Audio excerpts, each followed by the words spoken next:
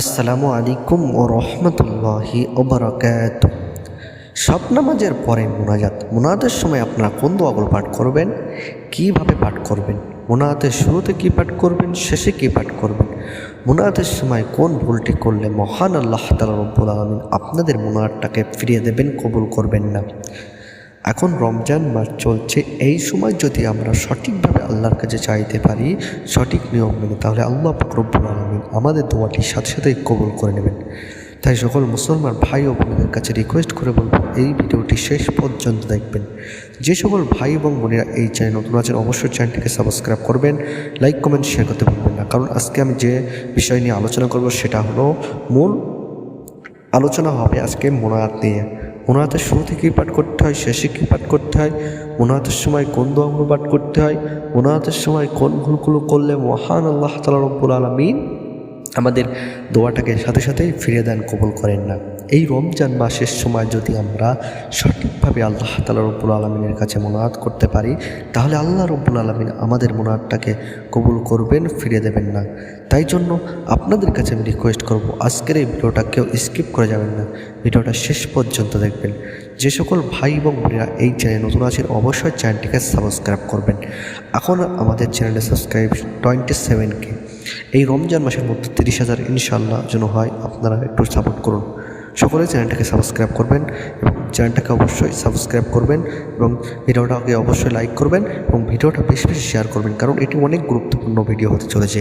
আমরা আজকে জানবো মোনাজাতের সময় আমরা কোন দোয়াগুলো পাঠ করব, মোনাজাতের শুরুতে কী পাঠ করব, শেষে কী পাঠ করব, মোনাজাতের সময় কোন ভুলগুলো করলে মহান আল্লাহ তাআলা রব্বুল আলামিন আমাদের দোয়াটা ফিরিয়ে দেবেন, কবুল করবেন না। তাই জন্য আমি সকলকে রিকোয়েস্ট করব, এই ভিডিওটা কেউ স্কিপ করবেন না। কারণ অনেক মুসলমান ভাই ও বোনরা আছে, তারা কী করে, ভিডিওটা দেখে 1-2 মিনিট দেখে তারা কী করে, ভিডিও থেকে বাইর হয়ে যায়। এটা করা চলবে না। এই ভিডিওটা 6 থেকে 7 মিনিটের লম্বা ভিডিও হবে, কিন্তু এই ভিডিওটা দেখার পরে আপনাদের আর কোনো ভিডিও দেখার প্রয়োজন হবে না ইনশাআল্লাহ। কারণ এই ভিডিওর মধ্যে সব আলোচনা থাকবে। মোনাজাতের শুরুতে কী পাঠ করতে হয়, শেষে কী পাঠ করতে হয়, মোনাজাতের সময় কোন দোয়াগুলো পাঠ করতে হয়, কীভাবে পাঠ করতে হয়, মোনাজাতের সঠিক নিয়ম আজকে আপনাদেরকে আমি জানাবো। তাই জন্য সকল মুসলমান ভাই ও বোনেদের কাছে রিকোয়েস্ট করব, এই ভিডিওটা কেউ স্কিপ করবেন না। আজকের ভিডিওটা অনেক গুরুত্বপূর্ণ হতে চলেছে, আপনারা সম্পূর্ণ ভিডিওটা ওয়াচ করুন এবং ভিডিওটা যদি ভালো লাগে থাকে অবশ্যই লাইক করবেন এবং চ্যানেলটাকে সাবস্ক্রাইব করতে ভুলবেন না ইনশাআল্লাহ। সকলে আমাদের জন্য দোয়া করবেন এবং সকলে আমরা এই রমজান মাসে সকল ভাই বোনের জন্য দোয়া করব এবং আপনারা সবাই আমার জন্য দোয়া করবেন, আল্লাহ যেন আমার আশাটা পূরণ করে দেয় ইনশাআল্লাহ। একটি সমস্যা আছে, যেন সেই সমস্যা থেকে আল্লাহ পাক রব্বুল আলামিন আমাদেরকে মুক্তি দেয় এবং সাহায্য করে। আপনারা সকলেই যারা আমার ভিডিওটা দেখছেন, আমি একটি কঠিন সমস্যার মতো হচ্ছি, আপনারা একটু আমার জন্য দোয়া করবেন, আল্লাহ পাক রব্বুল আলামিন যেন আমাদের ওই সমস্যা থেকে মুক্তি দিয়ে দেয় ইনশাআল্লাহ। আপনাদের কাছে আমি এটা একান্তভাবে রিকোয়েস্ট করবো, আপনারা সকলেই আমার জন্য একটু দোয়া করবেন। এই রমজান মাসে দোয়া কবুল হওয়ার সময় আপনারা একটু দোয়া করবেন। তাহলে মূল আলোচনায় আসি, মোনাজাতের সময় আপনারা কোন দোয়াগুলো পাঠ করবেন। তার মধ্যে গুরুত্বপূর্ণ যে দোয়াটি পাঠ করবেন সেই দোয়াটি হলো সর্বোত্তম দোয়া। দোয়াটি হলো রব্বানা আতিনা ফিদ দুনিয়া হাসানাতাও ওয়া ফিল আখিরাতি হাসানা ওয়া কিনা আযাবান নার। এই যে দোয়াটি পাঠ করলাম এটা সর্বশ্রেষ্ঠ দোয়া। আমরা যখন মোনাজাত করব, মোনাজাতের সময় আমরা এই দোয়াটি পড়তে যেন কেউই ভুলি না। এই দোয়াটা অবশ্যই পড়তে হবে। আমি আবার একবার পড়ে শোনাচ্ছি, ربنا آتنا في الدنيا حسنة وفي الآخرة حسنة وقنا عذاب النار। এই দোয়াটি অনেক গুরুত্বপূর্ণ দোয়া। আপনারা অবশ্যই মোনাজাতের সময় এই দোয়াটি পাঠ করবেন। দ্বিতীয় নম্বর যে দোয়াটি পাঠ করবেন সেই দোয়াটি হলো লা ইলাহা ইল্লা আনতা সুবহানাকা ইন্নী কুনতু মিনাজ জালিমিন। এই যে দোয়াটি পাঠ করলাম, যখন ইউনূস আলাইহিস সালাম তিনি মাছের পেটে চলে গিয়েছিলেন, তখন আল্লাহ রব্বুল আলামিনের কাছে তিনি এই দোয়াটি আল্লাহর কাছে করেছিলেন। আল্লাহ পাক রব্বুল আলামিন ওই মাছের পেট থেকে নবী ইউনূস আলাইহিস সালামকে মুক্তি দিয়েছিলেন। এই দোয়াটা দোয়া ইউনূস নামে পরিচিত।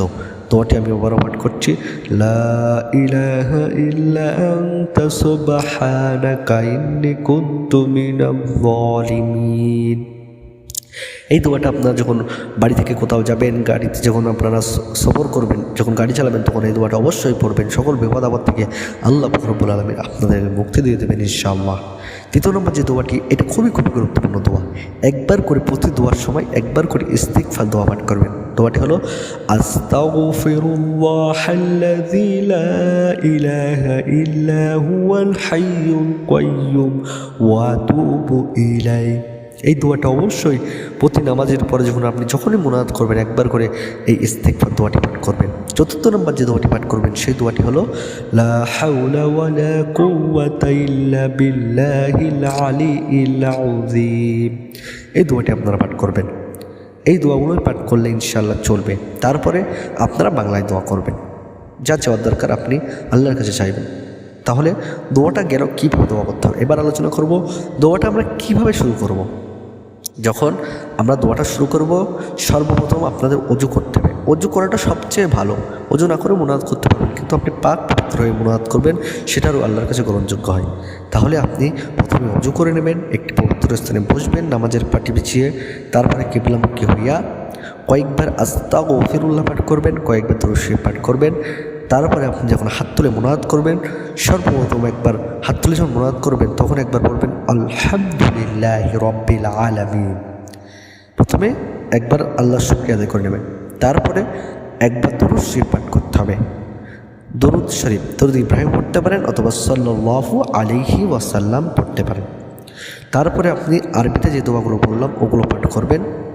তারপরে আপনি বাংলায় আল্লাহর কাছে চাইবেন, কাকুতি মিনতি করে চাইবেন। তারপরে যখন মুনাজাতটা শেষ করবেন, আপনার মুনাজাত হয়ে যাবে, তখন আবার একবার দরুদ শরীফ পাঠ করবেন। দরুদ ইব্রাহিম অথবা দরুদ শরীফ সাল্লাল্লাহু আলাইহি ওয়াসাল্লাম অথবা অন্য যে কোনো দরুদ শরীফ আপনি পাঠ করতে পারবেন ইনশাআল্লাহ।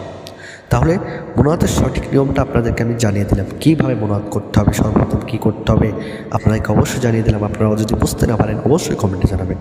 এবার আলোচনা করব মুনাজাতের সময় কোন ভুলটি করলে মহান আল্লাহ তাআলা রব্বুল আলামিন আপনাদের মুনাজাতটাকে ফিরিয়ে দেবেন।